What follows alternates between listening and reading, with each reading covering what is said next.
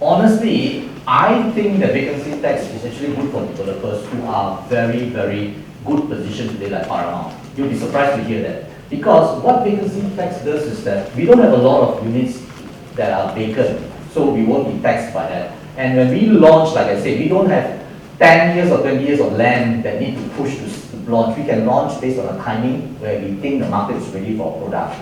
If everybody thinks like that, David, the supply is going to really be very, very specific and going to be very narrow over time, because developers does not want to be taxed, because we are already suffering as an industry, suffering because we are holding the inventory. Every year when you hold the inventory, it costs you 5% interest cost because you have completed 100% rate. So you penalize on that, and yet you get penalized on that. So developers will be a bit even more worried about launching new products.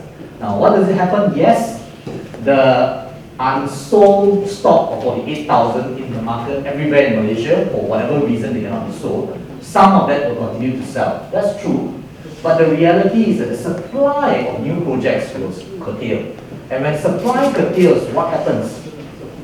The price will go up. We actually think that it's very good for developers like us, but it's very bad for the country. Because if you look at the phenomenon in many countries in overseas, there is not enough homes.